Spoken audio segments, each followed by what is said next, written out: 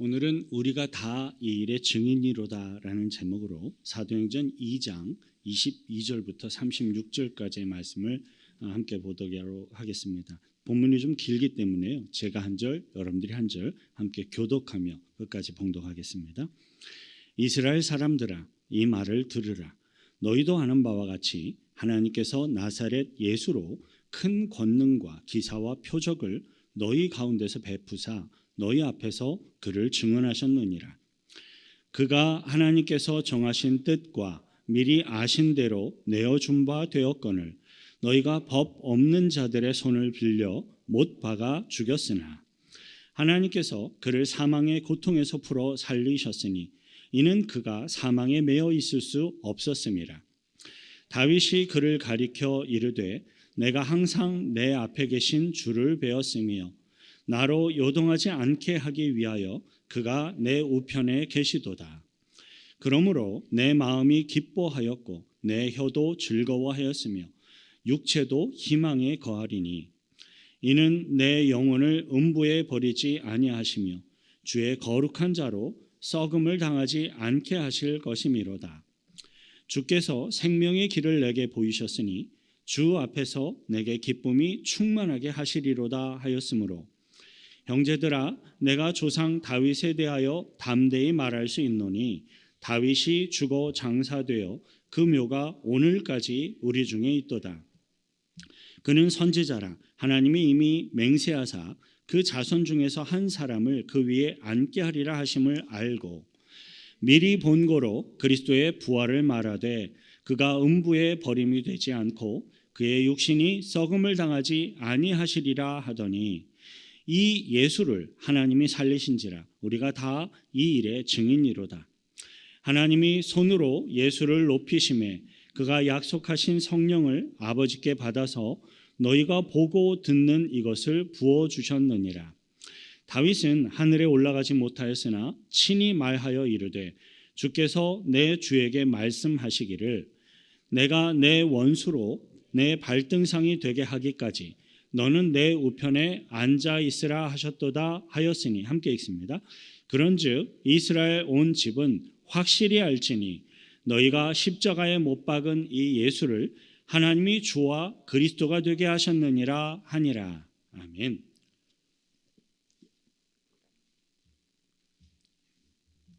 다락방에 모여 기도하던 120여 명의 성도들에게 성령 세례가 임하고 모든 나라의 언어로 방언을 하게 되자 각 처에서 오순절을 지키기 위해 모여들었던 경건한 많은 유대인들이 큰 관심을 보이며 나오게 되었습니다. 그때 사도 베드로는 성령의 인도하심을 따라서 놀라운 설교를 하였습니다. 다락방의 성도들이 모여서 방언을 하는 것은 술 취한 것이 아니라 성령 세례를 통하여서 하나님의 뜻에 따라서 분명한 목적을 가지고 행하신 하나님의 표적이었다. 기도하던 성도들에게 임하신 성령 세례는 결코 우연히 일어난 것이 아니었습니다. 성령 세례는 구약 성경 요엘서에 기록된 예언이 하나님의 놀라운 섭리와 뜻 가운데 이렇게 성취된 것이었습니다. 성령 세례가 임하시면 이 120여 명의 성도들에게 나타난 방언의 기적뿐만이 아니라 장차 예언도 하고 환상도 보고 꿈도 꾸고 구원을 받게 될 것이다 라는 것을 선포하였습니다. 그것이 지난번 우리들이 함께 살펴보았던 베드로의 전반부 주요 설교 내용이었습니다. 이제 사도 베드로는요, 성령 세례가 왜 오늘날 자신들에게 임하게 되었는지를 설명함으로써 하나님께서 베드로를 통하여 설교하시고자 하시는 결론과 목적 부분, 중요한 부분을 향하여 이제 나아가게 됩니다. 저와 여러분들은 베드로의 후반부 설교 내용을 함께 살펴봄으로써 성령 세례의 진정한 목적과 의미를 깨닫고 그 뜻 가운데 함께 쓰임 받으시길 축원드립니다. 지난번에 살펴보았던 본문 14절을 보면 베드로는 설교를 시작하면서 유대인과 예루살렘에 사는 모든 사람들아라는 말로 내아의 귀를 기울이라라는 말로 사람들의 이렇게 이목을 집중시키며 시작을 하였었습니다. 그런데 이제 설교의 주요 결과, 결론, 목적을 이야기하게 되는 이 후반부를 시작을 하면서 베드로는 또 다른 표현으로 사람들을 호칭하였어요. 22절에 나오는데요. 함께 읽습니다. 이스라엘 사람들아, 이 말을 들으라. 너희도 아는 바와 같이 하나님께서 나사렛 예수로 큰 권능과 기사와 표적을 너희 가운데서 베푸사 너희 앞에서 그를 증언하셨느니라. 예. 이스라엘 사람들아 이 말을 들으라.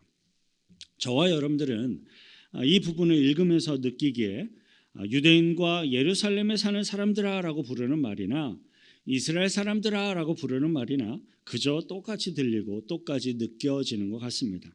하지만 이스라엘 사람들이라고 불려지는 이 호칭에는 보다 더 영적인 의미와 보다 더 친근한 하나님의 백성들로서 느껴지게 하는 어떤 정서가 담겨 있습니다. 왜냐하면요, 이스라엘이라는 이름은 그들의 조상인 유대인들의 조상인 야곱이 하나님을 향하여 믿음의 씨름을 한 이후에 얻은 명예로운 영적인 이름이기 때문에 그래요. 이스라엘이라는 이름은 하나님이 택하신 유일한 선택된 민족의 호칭일 뿐만 아니라 하나님이 사랑해 주시고 함께 하시며 인도하시는 하나님의 백성들의 의미를 갖습니다.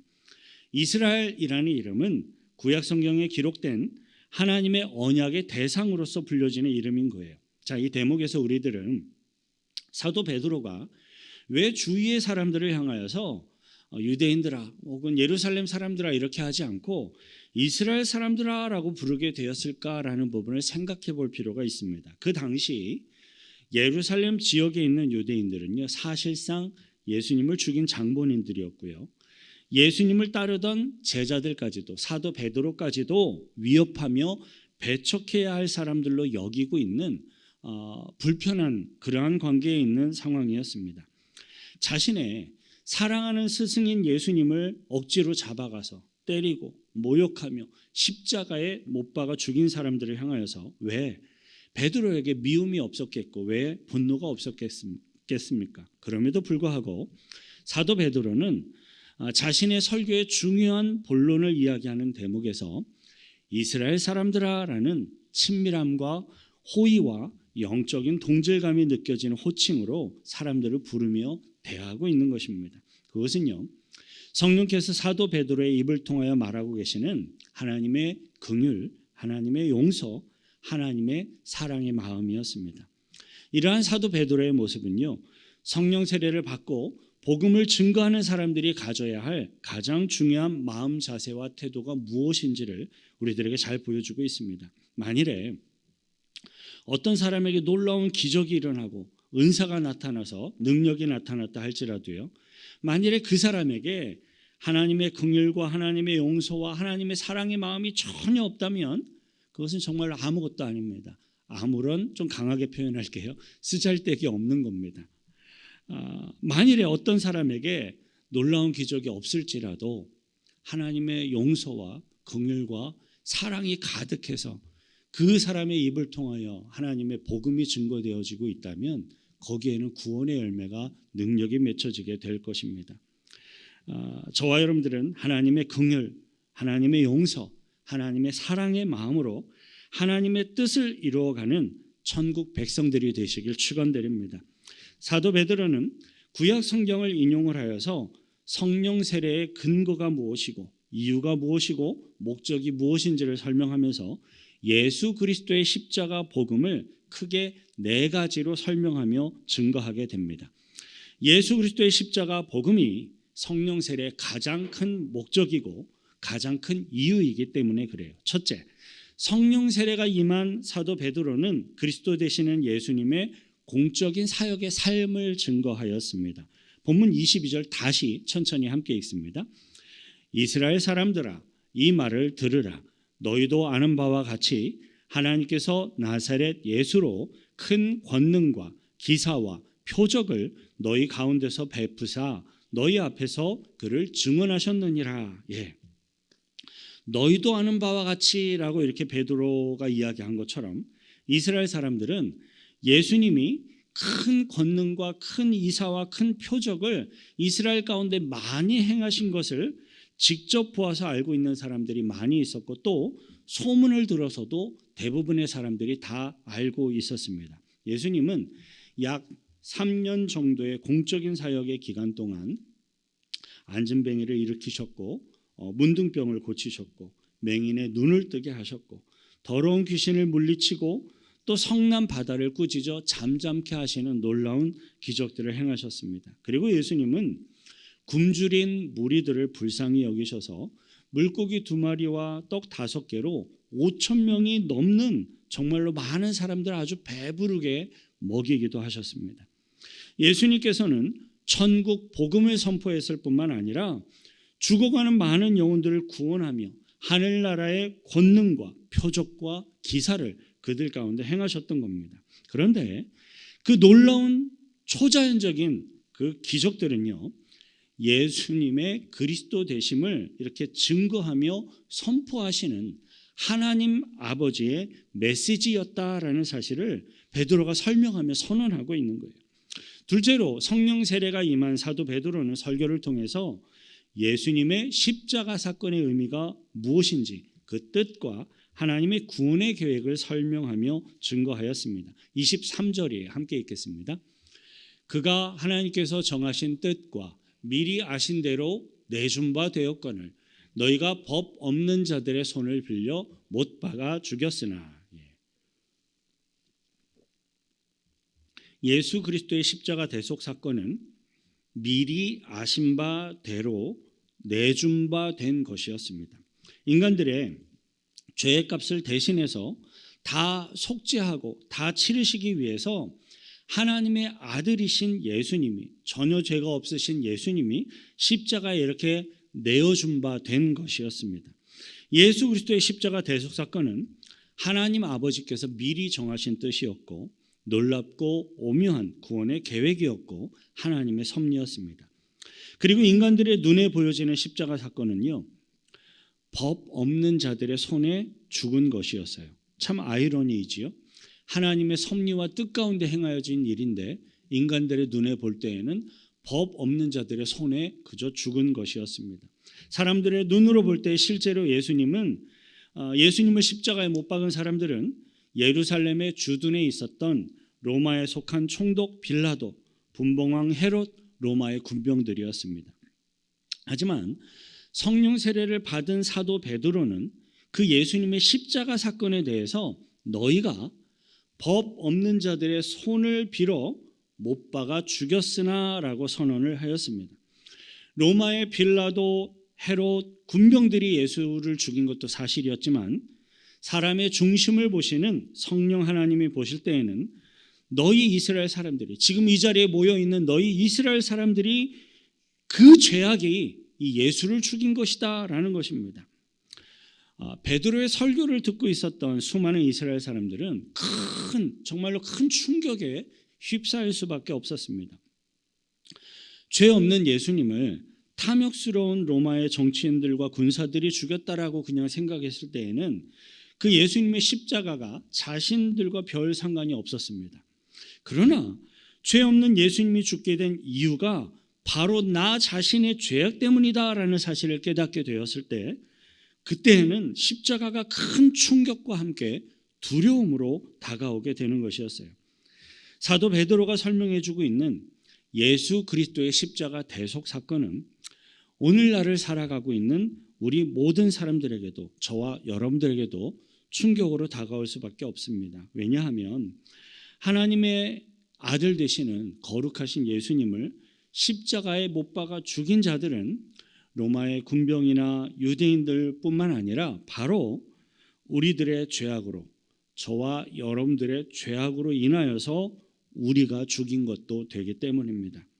그것이 바로 예수 그리스도께서 십자가에 못 박혀 죽으신 대속의 의미입니다. 만일에 예수님이 십자가에 못 박혀 죽으심으로 다 끝나버렸다면 우리 모든 인생들은 그 죄책감과 그 두려움을 해결할 수 있는 방법이 아예 없었을 것입니다. 하지만 예수 그리스도께서는 십자가에 못 박혀 죽으심으로써 대속을 성취하셨을 뿐만 아니라 사단의 권세인 죽음을 이기시고 부활하셨어요. 성령 세례가, 세 번째로 성령 세례가 임한 사도 베드로는 설교를 통해서 예수 그리스도의 부활하심을 담대하게, 아주 자세하게 설명하며 증거하였습니다. 24절 함께 읽습니다. 하나님께서 그를 사망의 고통에서 풀어 살리셨으니 이는 그가 사망에 매여 있을 수 없었음이라.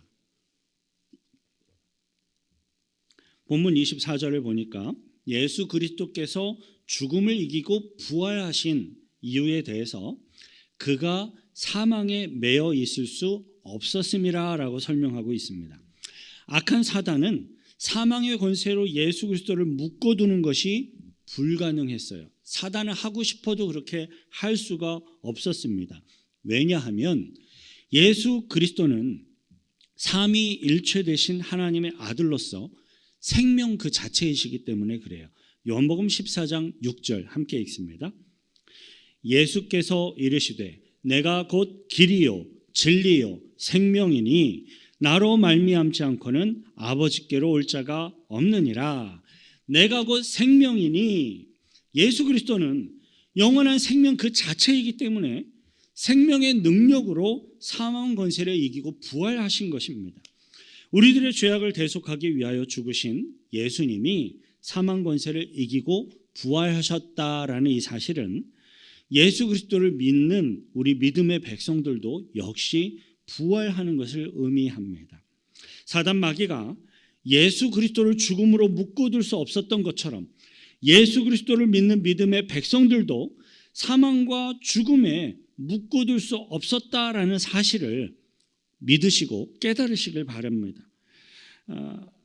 베드로의 설교를 듣고 있었던 이스라엘 사람들은요, 그 사실이 쉽게 믿어지지가 않았어요. 큰 충격을 받기는 했지만 당황스럽고 혼란해하고 있는 거예요. 이 사도 베드로는 모든 이스라엘 사람들이 다 존경하며 잘 알고 있는 한 명의 이름을 언급을 하게 됩니다. 다윗 왕도 구약 성경에서부터 부활 신앙을 이야기하고 고백하고 있었다라는 사실을 설명을 하게 돼요.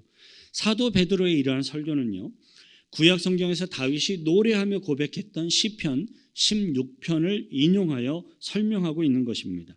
시편 16편 8절부터 11절까지 우리 함께 읽겠습니다. 내가 여호와를 항상 내 앞에 모심이여 그가 나의 오른쪽에 계심으로 내가 흔들리지 아니하리로다. 이러므로 나의 마음이 기쁘고 나의 영도 즐거워하며 내 육체도 안전히 살리니 이는 주께서 내 영혼을 스올에 버리지 아니하시며 주의 거룩한 자를 멸망시키지 않으실 것임이니이다. 주께서 생명의 길을 내게 보이시리니 주의 앞에는 충만한 기쁨이 있고 주의 오른쪽에는 영원한 즐거움이 있나이다.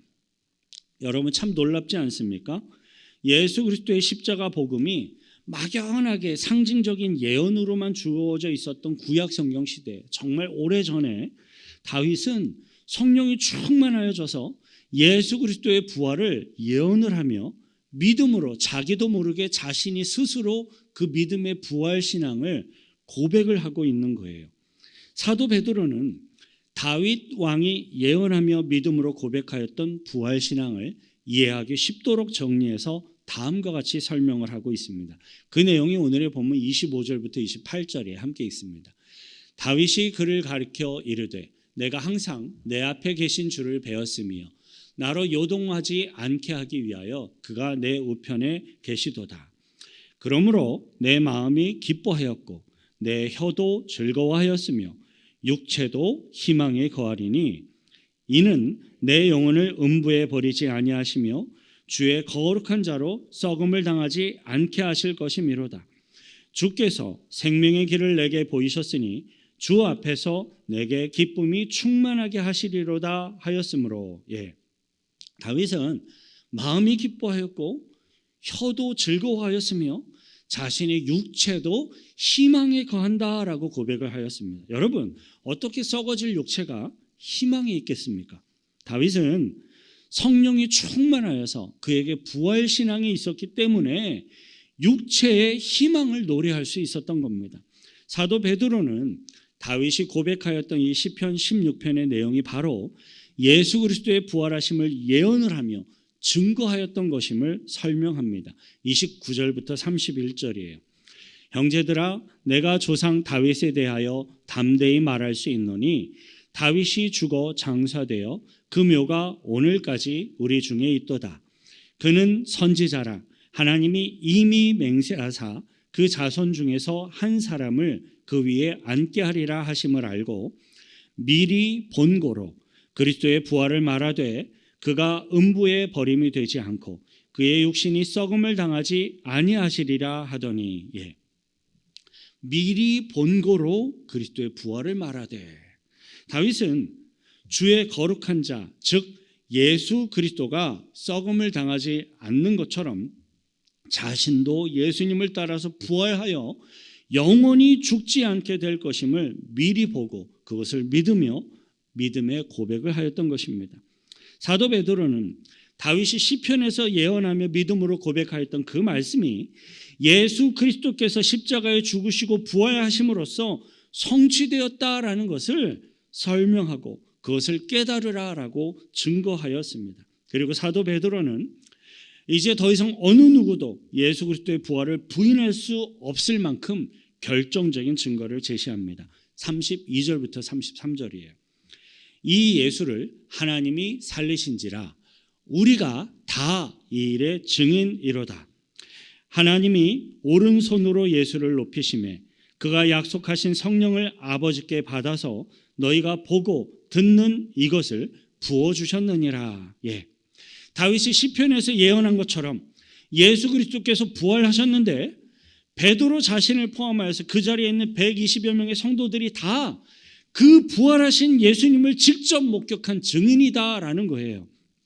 그리고 120여 명의 성도들이 만국의 여러 나라에 방언을 하며 초자연적인 기적과도 같은 그 일을 행하고 있는 그것은 부활하신 예수님이 성령님을 보내주시고 성령을 부어주신 것이기 때문이다라고 선언합니다.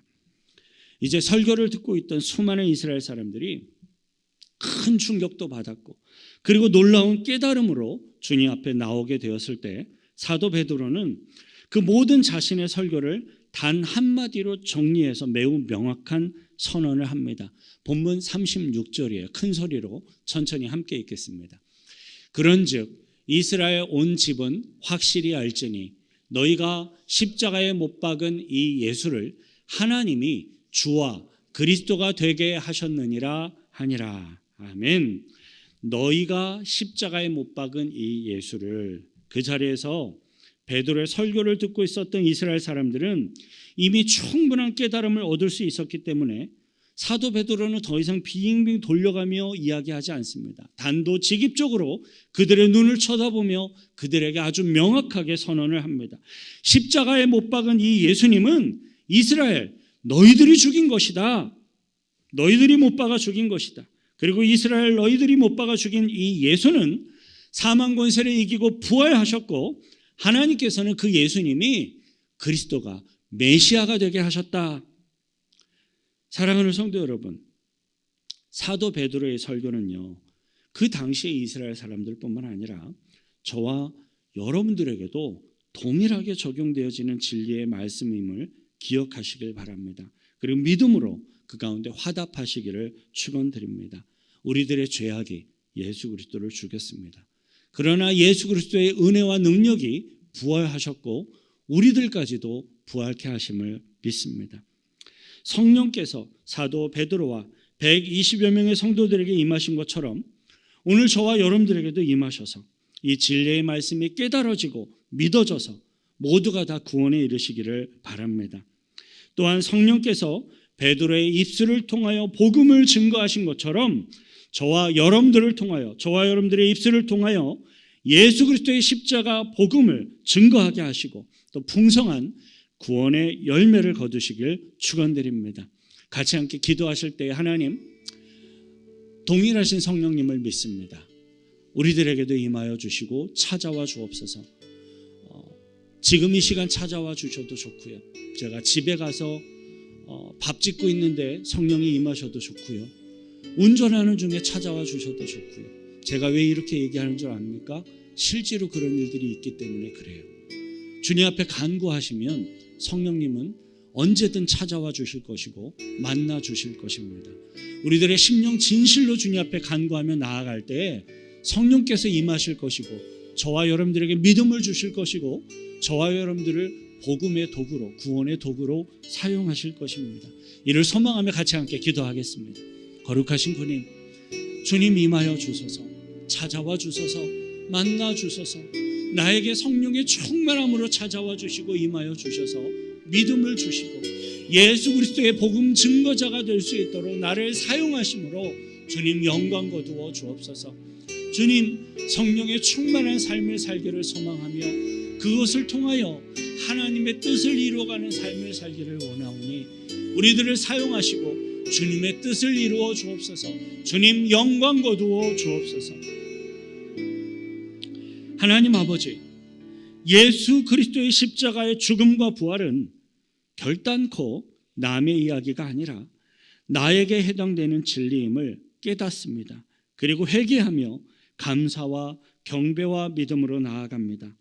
이 시간 사모하며 간구하오니 우리들에게도 성령께서 충만하게 임하여 주옵소서. 그리하여서 예수 그리스도의 십자가 구원의 복음을 증거하게 하시고 구원의 열매를 거두셔서 영광받아 주옵소서. 우리를 구원하신 예수 그리스도의 이름으로 기도하옵나이다. 아멘. 동행하시는 주님의 은혜 앞에 감사의 박수로 영광 돌려드리겠습니다.